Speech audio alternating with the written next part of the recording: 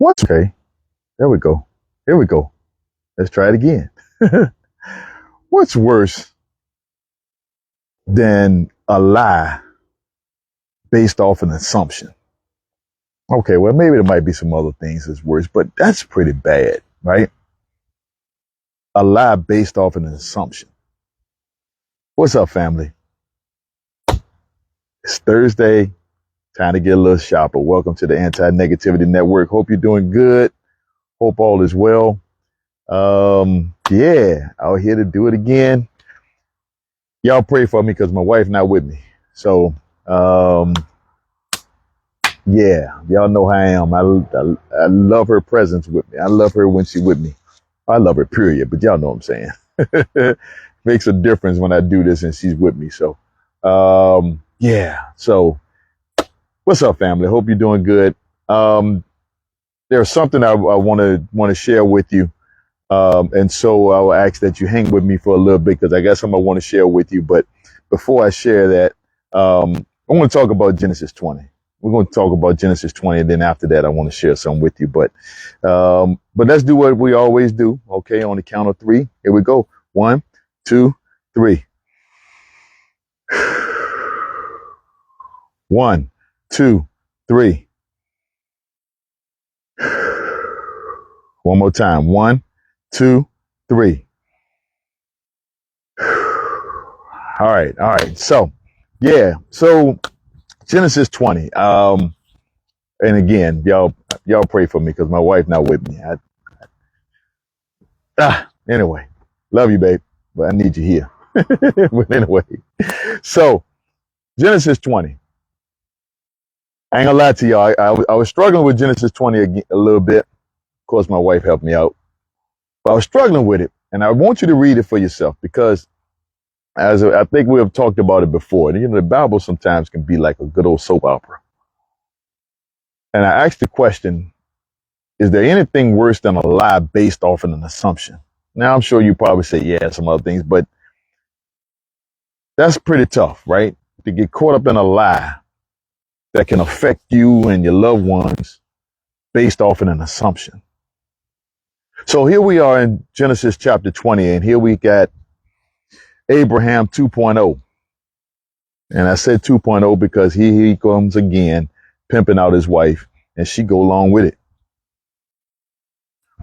Because they roll up on Abimelech, and again, I guess because of Sarah's beauty and his assumption that they gonna kill him because of Sarah's beauty, because they gonna want her, and so because if they know that he's her husband, then they gonna knock him off because they want her, right?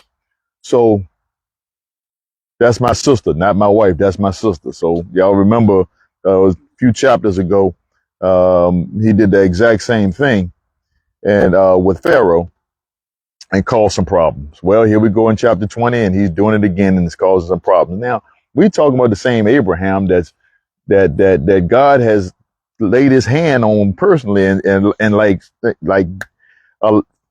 nations coming from you, like you a prophet, like God has used you and proven himself to you over and over again and blessed you mightily, tremendously. Because you remember him and Lot couldn't even share the same space because they had so much, right? That's the same Abraham. So Abraham gonna roll up on Abimelech and he's gonna roll this back again. He gonna double down on this. That's my sister piece. So next thing you know, God talks to Abimelech and says, pretty much, hey, if you don't leave that man wife alone. Abimelech is like, wife? Like, I didn't even know. Like, how was I supposed to know? Both of them said they brothers and sisters. So Abimelech is caught up in a spot right here because of a lie. And so my question is, why? Abraham, why did you have to go there? Why you had to go there, Abraham?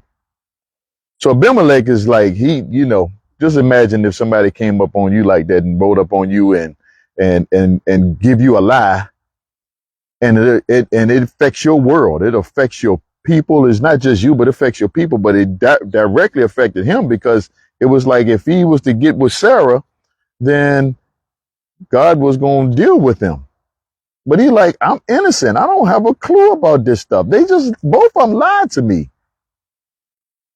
So, but then what made it even, Angle said made it worse, but what also happened with this is, after Abimelech finally understands and recognizes that that's not his sister, that's his wife, and God lets him know, look, I know, but that's the reason why I kept you from getting with her, because I didn't want you to sin against me.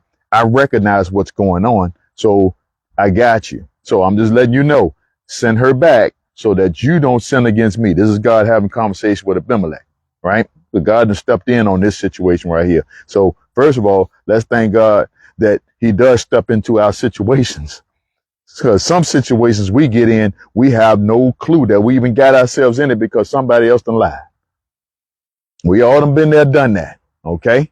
Some of us been on both sides of that, because some of us might have did some of those same things and put somebody in some position. Okay, but I'm gonna leave that alone. But so don't hate on Abraham. Don't talk about Abraham too much, because you just might have been an Abraham yourself. Okay. That's why I ain't gonna talk about it myself, because I'm sure I done did that myself. Okay. So it is what it is. But the reality is, Abraham did what he did, and he was wrong.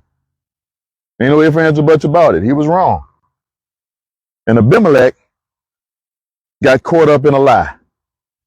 But God stepped in right on time before he did something he really didn't need to do, even though he thought he was good with what he was doing. I think all of us can relate to that somewhat, in some way, shape, or form at one point of our lives, right? So Abimelech now, he gets to the point where he's like, okay, he called his folk, letting them know, tell them what the situation is. So then he goes and address Abraham. Abraham, look, why you even had to do that, bro? Like, why you even had to come and lie and affect my world? It wasn't even necessary, right? But here's the trip thing. Abraham ended up getting blessed again, the same way he did back with Pharaoh, and he did this thing. He done messed around and got blessed again and got some stuff and things, even though he lied. Why? I don't have an answer for that. I'm gonna be honest with you. That's why I kind of had a struggle. Y'all know I always try to be real with you. I struggle with chapter 20 a little bit, because I'm like, this man came out here and just messed some folk up. He just, for no reason, well, I ain't saying for no reason. He had in his mind a reason, because he thought they was going to kill him because of Sarah. But that wasn't the case. But there was still an assumption. He never asked God, is that how he's supposed to go to Abimelech? Yeah, he a foreigner, because you read in the beginning of it, talks about Abraham was a foreigner. So he was in a foreign land. So he wasn't at home. But why he had to lie? Because he thought they was going to kill him over his wife, because of how beautiful she was. So Abimelech said, okay, look, here, let me give you some stuff and things so y'all can go about your business. Okay. And Abraham said he thought there was a godless people. He thought that they didn't reverence God. So he doubling down on this lie, trying to get his way out of it, right? Try to justify the lie. But the bottom line was this right here. Abraham was wrong. But even through it, even through the lie, even through the deception, Abimelech still got blessed, because they never even talked about it in the scripture. But as a result of this, check this out. Even though Abraham done did this dirt, and he caused some trouble with this lie, God flipped it, and Abraham ended up praying for Abimelech. And the next thing you know, Abimelech and his people, the ladies, now their womb is now open. Their womb, W-O-M-B, is now open. I had to spell it because y'all know I'm country. But their womb is now open, so now they could start to have kids again. And so back then, that was kind of looked down. It was like a disease. That was a bad thing when you couldn't have kids, right? Okay. And I guess they should be able to relate to that, because that's what happened with Sarah. Sarah for a minute couldn't have kids. But next week, we're going to talk about her having her kid. Okay? So even through the bad, God can still flip it. And so maybe this is where God allowed this to happen to get Abimelech's attention and let him know, yeah, I got you. Even though this person came over here and deceived you or tried to deceive you, I can step in and change your situation and work it out for your good. So I hope you get that out of chapter 20, that God can step into your situation at any time. Even though you might have been deceived, he can step in at any time and flip it for your good. So please hold on to that. Please know that. I always tell you every week, he got you. You just got to trust him. He got you. So just trust him. All right. So speaking of trust, that's when we get to my second point, and I'm going to get out your way. But I want to share this because I just felt that I needed to share this because